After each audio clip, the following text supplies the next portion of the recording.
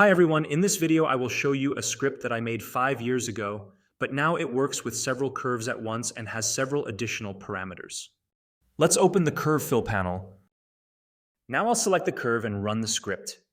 This doesn't always give a good result, but we can try to update the result by running the script a few more times. By changing the density parameter, you can adjust the mesh density parameter, but too low a value may poorly determine the shape of the curve.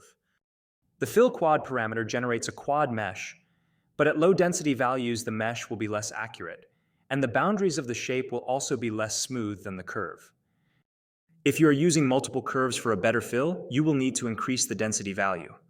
But I think that using several curves is not a very good idea, since one curve can turn out good and the rest worse, so it is better to fill each curve individually.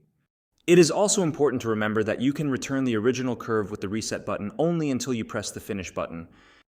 You can also select two curves where one curve is inside the other, so the inner curve will be in the form of a hole.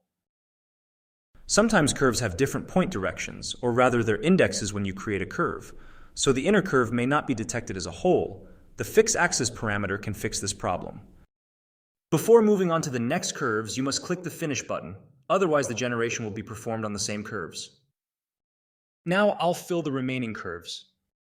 This script will not make a perfect mesh, but it can help in some cases, for example, quickly filling in text or a logo to apply it to an uneven surface, since flat text cannot be deformed, and manually this is a rather slow process.